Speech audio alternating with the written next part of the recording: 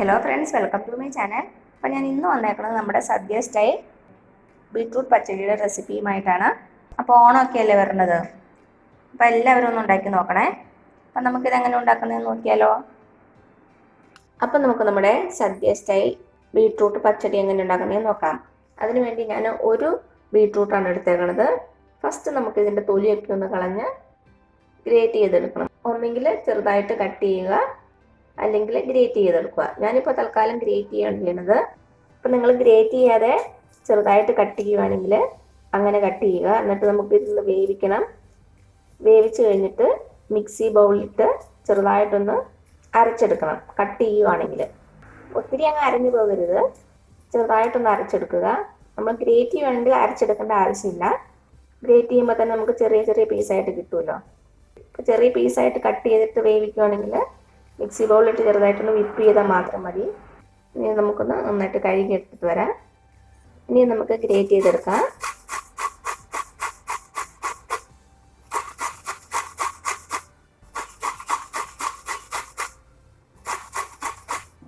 കണ്ട പൊടി പൊടിയായിട്ട് കിട്ടും.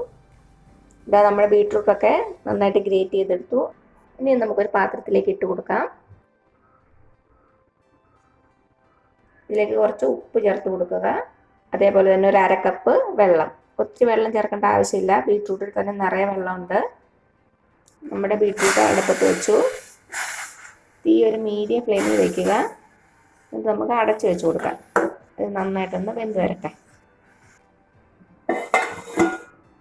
ഇടയ്ക്ക് തുറന്ന് ഇളക്കി കൊടുക്കാം.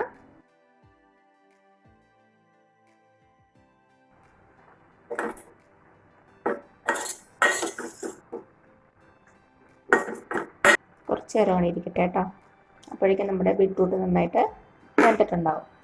അപ്പം നമ്മുടെ ബീട്രൂട്ട് വേകുന്ന സമയം കൊണ്ട് നമുക്കിതിൻ്റെ അരപ്പ് റെഡിയാക്കി എടുക്കാം. അതിന് വേണ്ടിയിട്ട് ചെറിയ മിക്സി ബൗൾ എടുക്കുക. നമുക്കതിലേക്ക് ഒരു 8 ടേബിൾ സ്പൂണോളം തേങ്ങ ചേർത്ത് കൊടുക്കാം. കപ്പളവിനാണെങ്കിൽ 1/4 കപ്പ് തൊട്ട് 1 കപ്പ് വരെ എടുക്കാം കേട്ടോ. ഇനി ഇതിലേക്ക് ഒരു കുഞ്ഞ് ഇഞ്ചിയുടെ കഷ്ണം കൂടെ ചേർത്ത് കൊടുക്കാം. കുഞ്ഞു കഷ്ണം മാത്രമേ ചേർക്കാവുള്ളൂ, ഇഞ്ചിയുടെ ഒത്തിരി ടേസ്റ്റ് വരരുത്. ഇനി ഇതിലേക്ക് 2 പച്ചമുളക് ചേർത്ത് കൊടുക്കാം.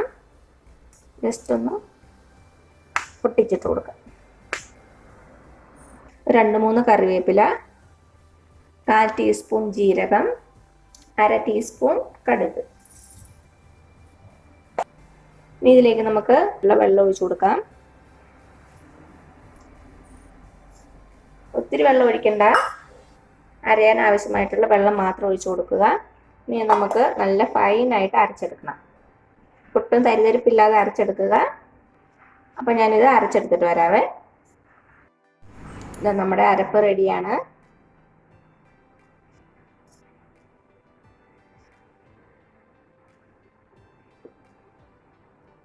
നല്ല ഫൈനായിട്ട് അരഞ്ഞിട്ടുണ്ട്.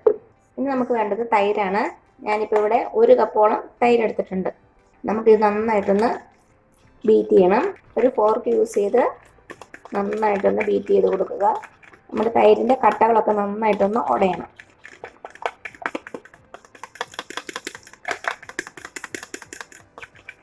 മിക്സി ബൗളിലിട്ടൊന്നും അടിക്കേണ്ട ആവശ്യമില്ല.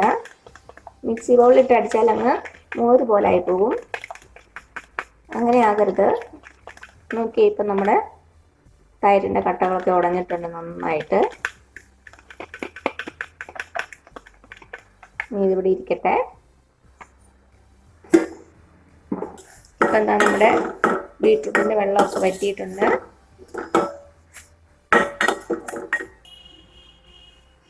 നന്നായിട്ട് സോഫ്റ്റായിട്ട് വെന്ത് വന്നിട്ടുണ്ട്.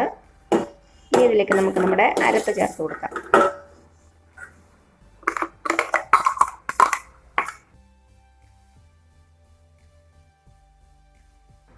നന്നായിട്ട് മിക്സ് ചെയ്ത് കൊടുക്കുക.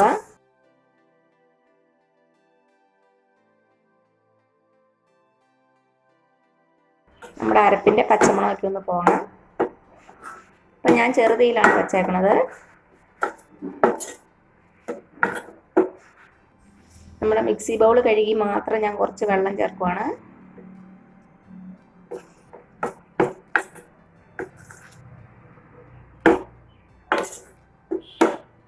ഇപ്പം എന്താ ഒരു 3-4 മിനിറ്റ് ആയിട്ടുണ്ട്.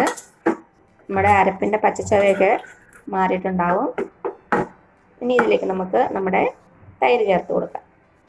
തീ ഇപ്പോഴും ലോ ഫ്ലെയിമിൽ തന്നെയാണ്. നന്നായിട്ട് മിക്സ് ചെയ്ത് കൊടുക്കുക.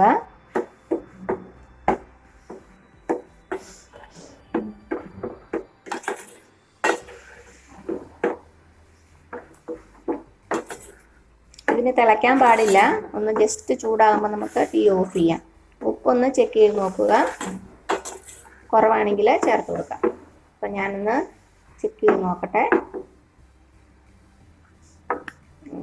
കുറച്ച് കുറവാണ്, കുറച്ചുകൂടി ചേർത്ത് കൊടുക്കാം.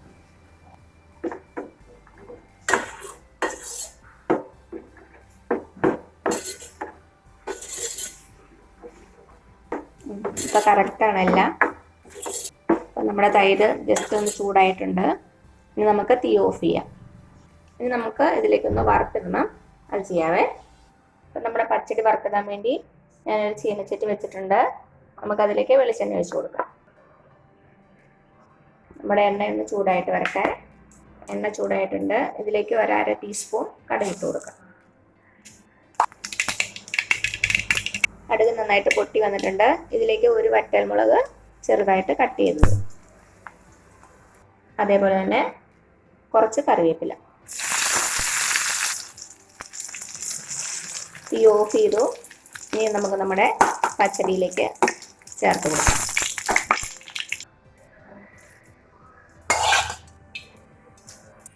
നന്നായിട്ടൊന്ന് മിക്സ് ചെയ്ത് കൊടുക്കുക.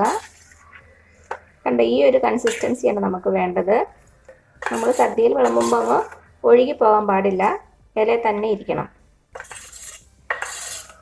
ഇപ്പോൾ മിക്സിയിലൊക്കെ തൈരിട്ടടിച്ചാൽ അങ്ങ് വെള്ളമായി പോവും. അതുകൊണ്ടാണ് മിക്സിയിൽ അടിക്കരുത്. ജസ്റ്റ് നമ്മുടെ തൈരിൻ്റെ കട്ടകളൊന്ന് ഉടഞ്ഞാൽ മാത്രം മതിയാവും.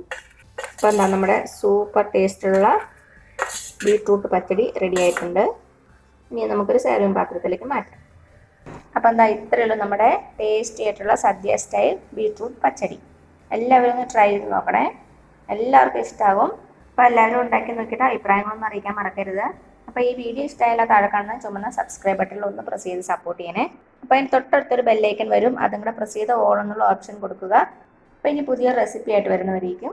Thank you so much. By.